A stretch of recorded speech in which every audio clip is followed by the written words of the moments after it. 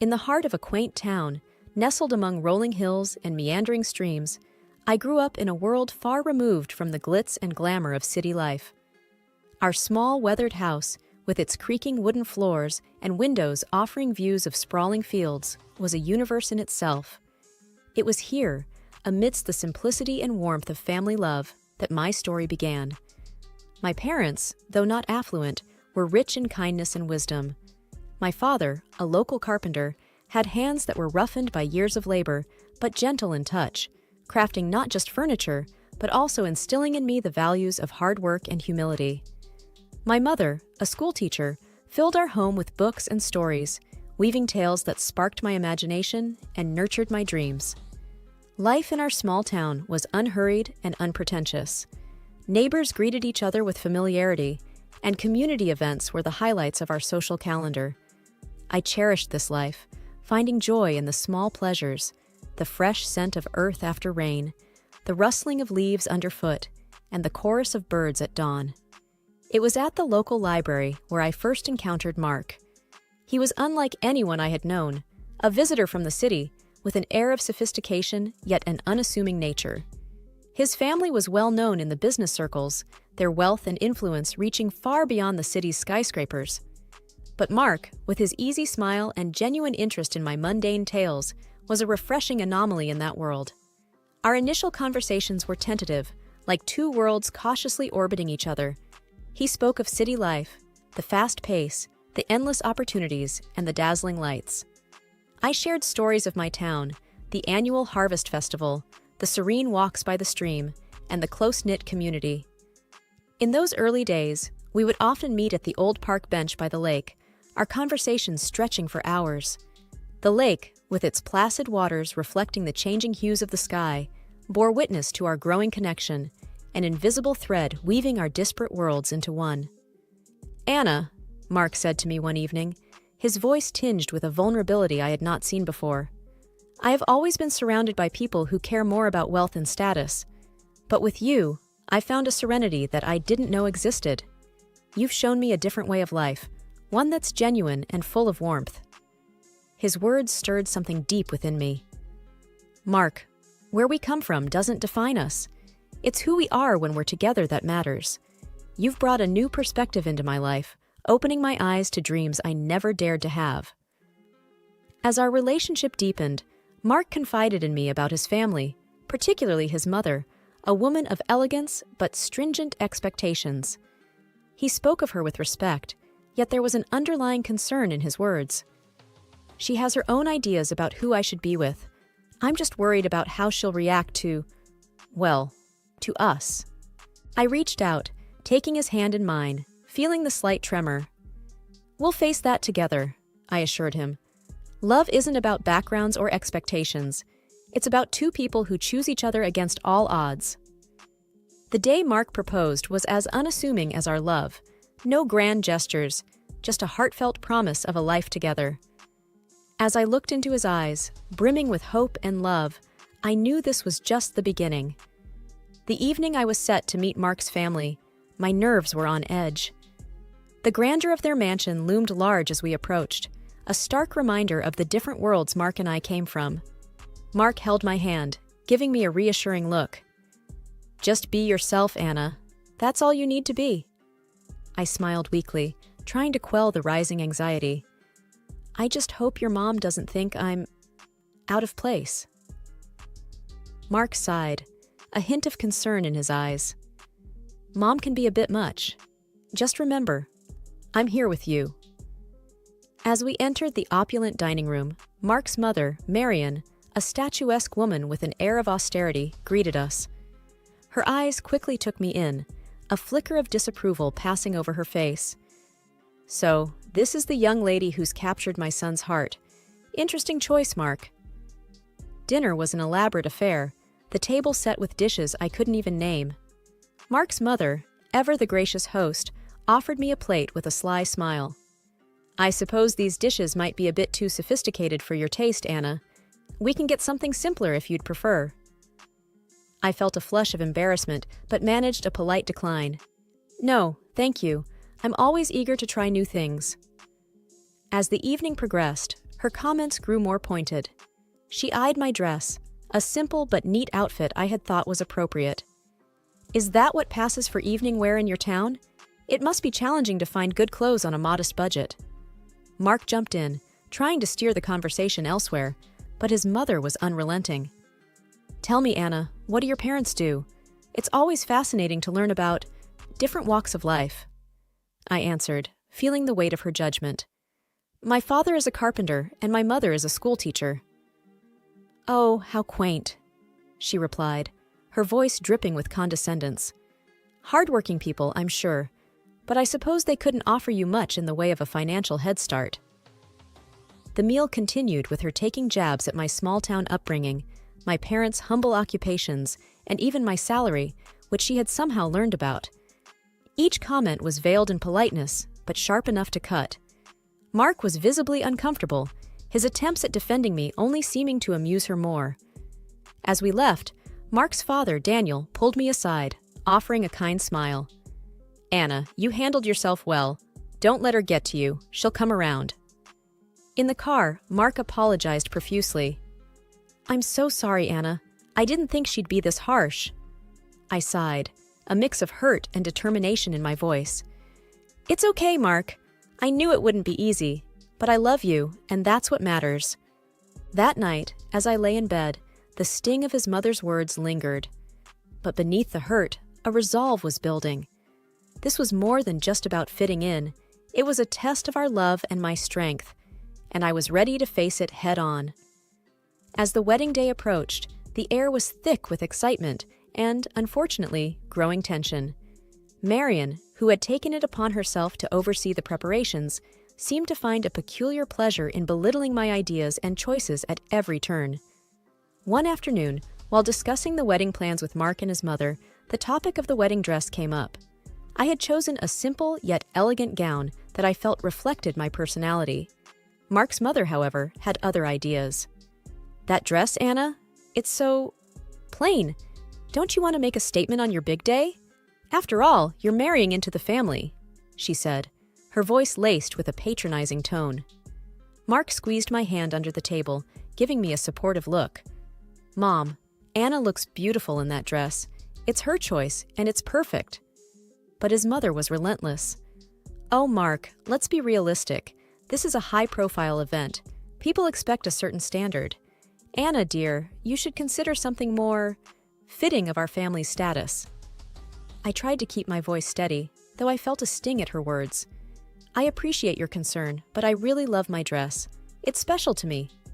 Her response was a dismissive wave. "Well, it's your day, I suppose. But remember, it's not just about you. It's about how you represent us, too." As the days went by, her comments became more frequent and cutting. Marion criticized the flower arrangements, the menu choices, even the invitations. Each remark was a subtle dig at my background and my inability to meet her lofty standards. Mark and I had many conversations about this, often late into the night.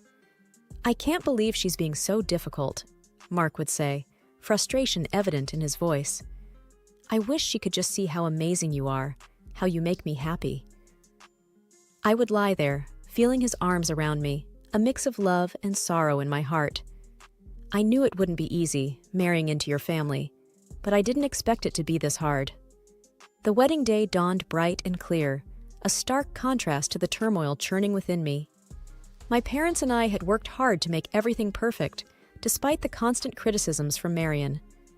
As I dressed in my simple but elegant gown, I hoped the day would pass without incident. The ceremony was beautiful, filled with love and heartfelt vows. Mark's eyes shone with affection and promise as we said our I do's. However, looming over the joyous occasion was the apprehension of the reception to follow, particularly the speeches.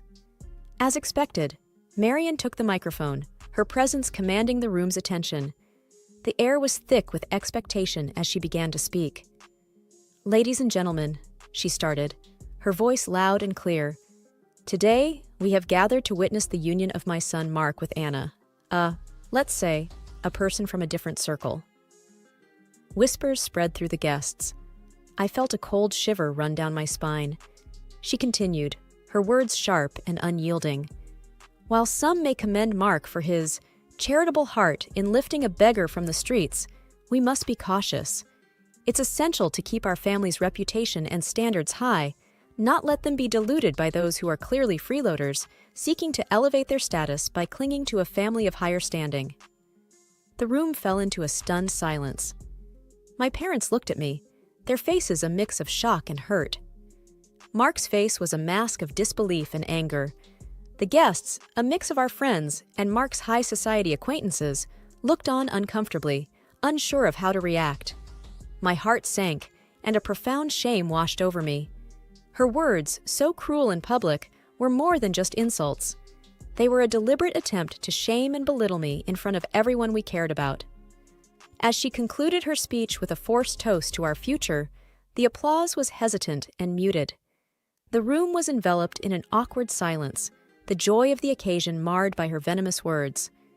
Mark stood up, his voice trembling slightly. "I'm sorry, Anna.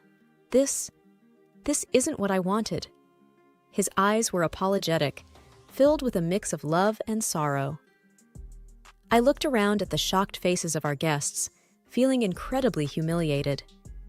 The weight of her words hung heavily in the air, casting a shadow over what was supposed to be the happiest day of our lives.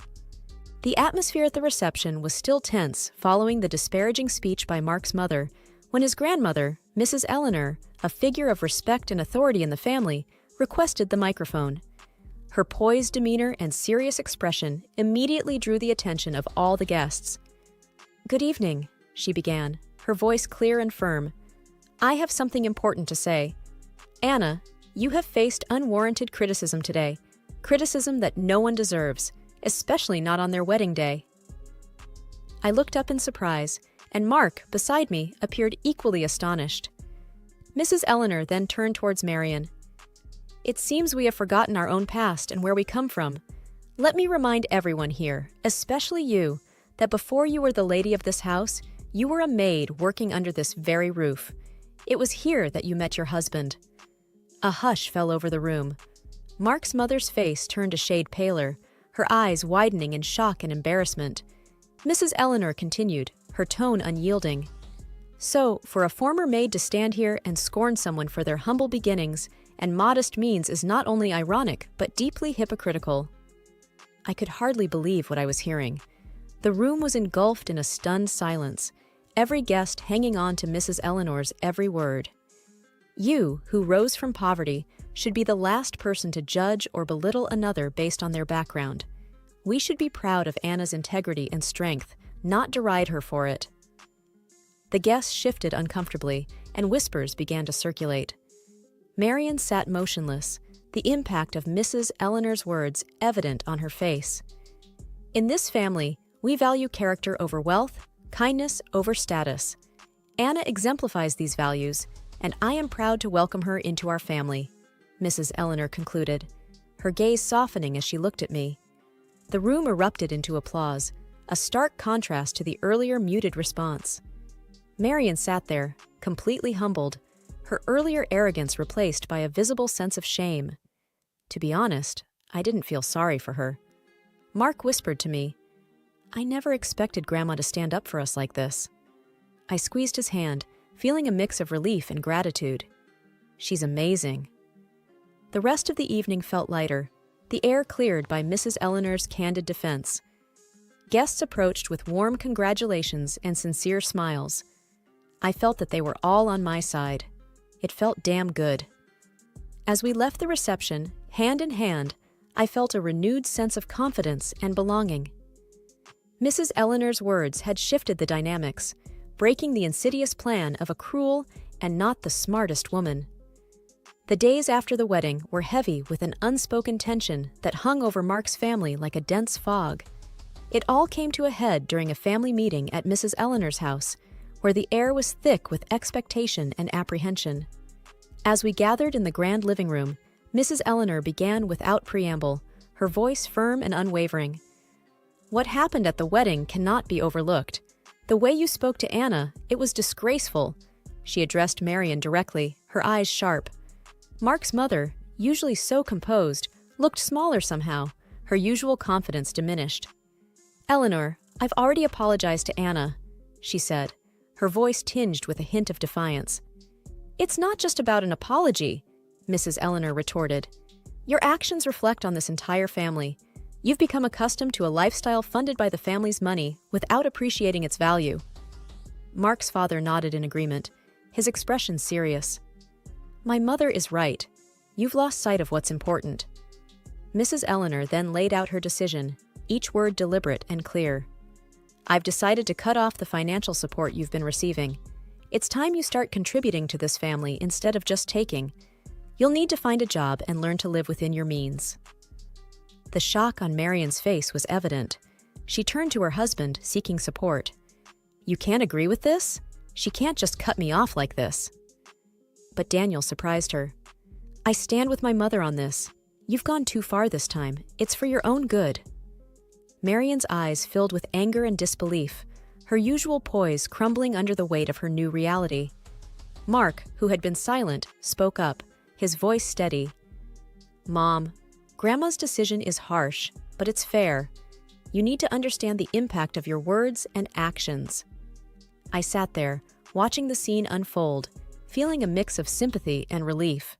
Mark squeezed my hand under the table, a silent show of support. The meeting ended with Mark's mother in a state of shock, the reality of her situation slowly sinking in. She was obviously used to living at the expense of her family, and all thoughts of work caused her a migraine. I could barely contain a chuckle.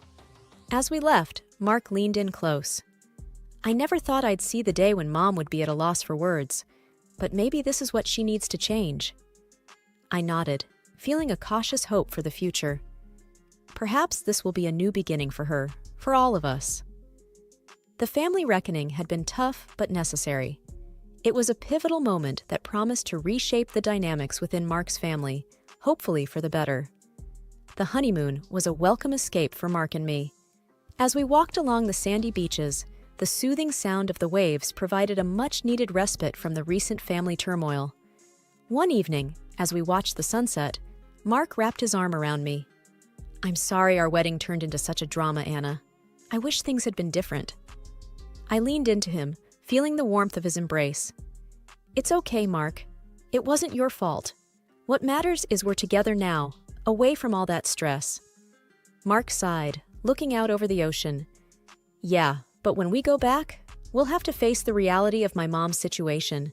It's going to be tough for her." I nodded, understanding his concern. Maybe this will be a chance for her to grow, to see things from a different perspective. We spent our days exploring and our nights talking about our future. The challenges we had faced seemed to strengthen our bond, reaffirming our love to each other. On our last night, as we packed our bags, Mark looked thoughtful. "You know, Anna, everything that happened, it made me realize how important you are to me. I can't imagine going through life with anyone else." I smiled, touched by his words. "I feel the same, Mark. We've been through a lot, but it's only made our relationship stronger. We can handle whatever comes our way, as long as we're together." As we headed back home, I felt a sense of peace.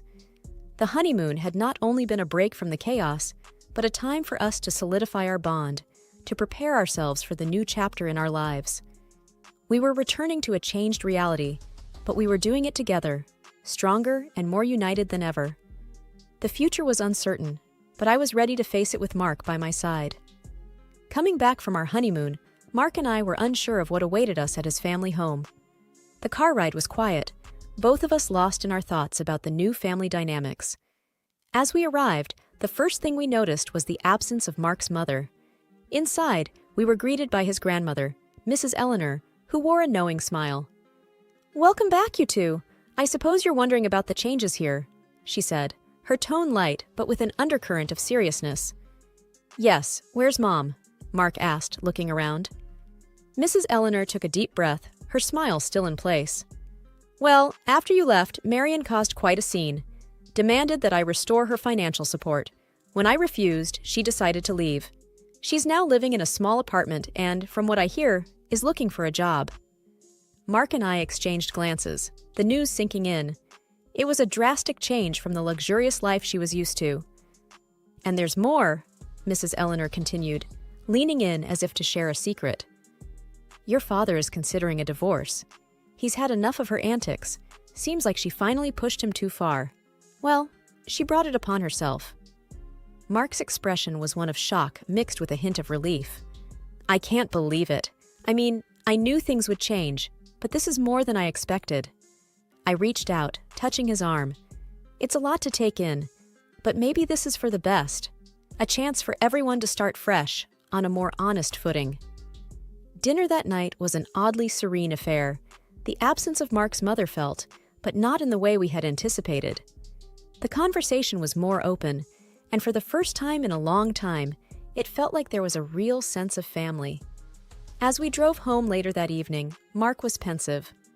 "I always hoped for a change, but I didn't expect it to happen like this. It's going to be a big adjustment for Mom." I nodded. "It's a tough situation, but maybe it's a necessary step for her to grow, and for your dad too, to find some peace." The ride home was reflective, both of us contemplating the new reality we were returning to. The family we left before the honeymoon was not the same one we were coming back to. It was a sobering thought, but in many ways, a hopeful one. Change, though painful at times, was often the path to something better, and we were ready to face it together.